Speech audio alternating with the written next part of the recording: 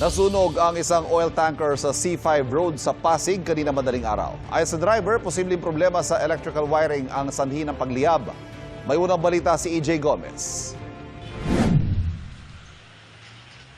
Nagliyab ang oil tanker na yan sa bahagi ng C5 Road sa barangay Ugong, Pasig pasado alauna ng madaling araw kanina.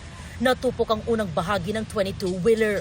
Ayon sa BFP, sinubukan pa itong apulahin ng ilang saksi. Hanggang sa dumating ang mga bumbero. Habang naglo-robing ako kanina, ma'am, nakita ko yung malakas ang usok. Agad namin pinuntahan, biglang nagliyab yung gulong. Hanggang napakalakas kaya kaagad kami tumawag ng bumbero ng Barangay Ugong. Ayon sa 37 anyos na driver ng oil tanker, bumiyahe siya mula Caloocan at patungo sana sa Batangas para magkarga ng fuel oil.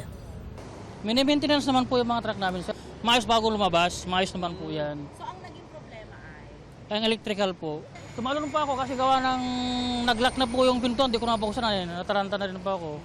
Tuluyang naapula ang apoy kaninang 1:37 a.m. Wala namang naitalang nasaktan sa insidente ayon sa BFP. Ito ang unang balita. EJ Gomez, GMA News.